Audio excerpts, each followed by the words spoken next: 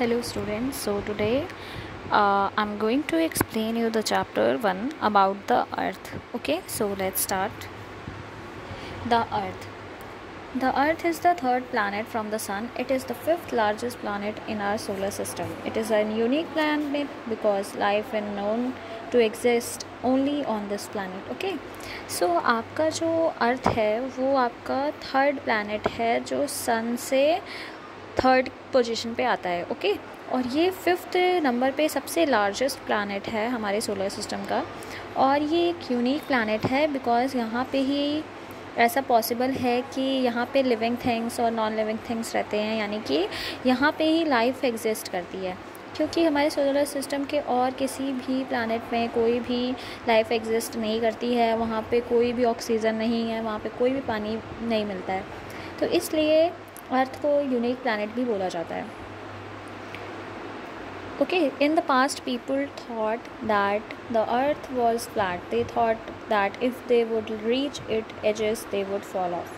This was the reason why they never wanted to travel too far, but with the progress in the field of science they came to know that the earth is actually spherical in shape as proved by the explorers and astronomers.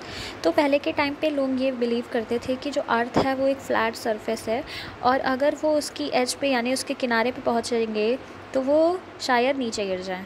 इस वजह से वो लोग क्या करते थे कि ज़्यादा दूर तक ट्रैवल नहीं करते थे। बट जैसे जैसे टाइम बीतता गया, जैसे जैसे ट्रैवलर्स और एक्सप्लोरर्स ने पूरे अर्थ को एक्सप्लोर किया, तब जाके उन्हें पता चला कि जो अर्थ है वो एक राउंड है, वो एक स्फेरिकल शेप में है, ना कि वो फ्लैट है। Okay, what is a globe? Okay, so globe is a model of the earth which gives us a fairly accurate idea about it. तो जैसे अर्थ के बारे में हमें स्टडी करनी होती है, यानी कि कोई भी कॉन्टिनेंट या कोई भी कंट्री या कोई भी ओशन या सी या किसी भी जगह की लोकेशन अगर आपको आइडेंटिफाई करनी है, यानी आपको पता करना है कि वो अर्थ पे कहाँ पर है, तो आप ग्लोब की हेल्प से आप उसकी लोकेशन और या फिर उसके बारे में इंफॉर्मेशन कलेक्ट कर सकते हैं। यानी कि आपका जो ग्लोब होता है वो आपका एक मिनी वर्ज़न होता है, यानी कि ग्लोब आपका एक मॉडल होता है अर्थ का।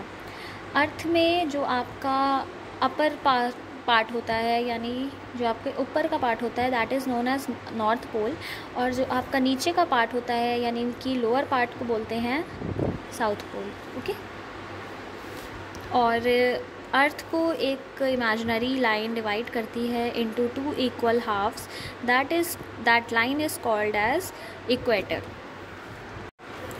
Earth's surface. The large water bodies are called the oceans and the large land masses are called the continents.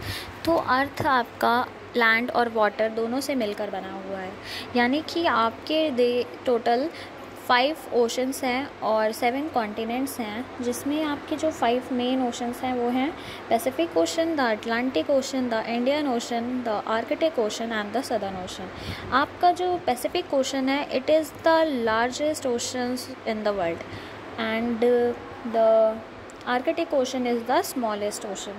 और जो आपका कॉन्टिनेंट्स है that is Asia, Africa, Australia, Antarctica, Europe, north America and south America. इसमें आपका Asia continent सबसे largest continent है और Australia is the smallest continent. Okay, now we will study about oceans. तो आपने सारे ओशंस के नाम पढ़ लिए थे, अब हम उनके बारे में कुछ पॉइंट्स भी पढ़ेंगे। तो जो आपका पैसिफिक ओशन है ये सबसे लार्जेस्ट और डीपेस्ट ओशन है आपका इन द होल वर्ल्ड, और ये आपके अमेरिका, जो आपका नॉर्थ अमेरिका और साउथ अमेरिका है, उसको एशिया और ऑस्ट्रेलिया से क्या करता है कि सेपरेट करता है, यानी अलग करता है। ओके, और आपका मरियाना ट्रेंच जो आपका सबसे डीपेस्ट ट्रेंच है ये भी आपके पैसिफिक ओशन में ही मिलता है। The second largest ocean is Atlantic ocean. ये आपका यूरोप और अफ्रीका को नॉर्थ अमेरिका और साउथ अमेरिका से क्या करता है, सेपरेट करता है। And this ocean is in the shape of the letter S, यानी कि अगर आप उसको ऊपर से देखोगे तो ये एस शेप में दिखता है। एंड जो इसमें मिड अटलांटिक रेंज भी आपका पाया जाता है। अटलांटिक ओशन का मेन फीचर और यूनिक फीचर होता है मिड अटलांटिक रेंज, यानी कि यहाँ पे आपके ओशन के अंदर माउंटेन्स रेंज पाई जाती हैं उनको बोला जाता है mid Atlantic range. Now the third largest ocean in the world is the Indian ocean, और ये साउथ ऑफ एशिया